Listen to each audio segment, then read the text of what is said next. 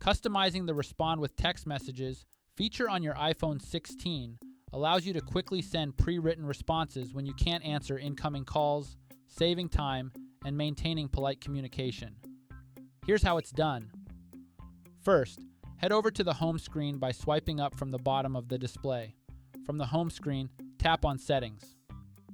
In the Settings menu, scroll down and tap on Apps. Find Phone from the list of apps, and then tap on it to proceed. Navigate to the Call section, then tap on Respond with Text. This is where you can start customizing your messages. You can modify any of the 3 default responses. To keep default messages, simply leave the fields blank. Doing so will let you choose any from the default messages.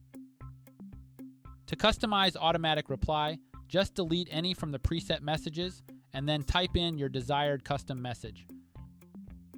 To use custom responses when receiving a call, tap Message, then choose any from your customized or default responses. The message will be sent immediately to the caller. This iPhone feature helps you maintain professional communication even when you can't take calls. You can combine custom and default messages, and your settings will remain until you change them again. And that's it. Please subscribe to this channel if you found this video helpful. Thanks for watching.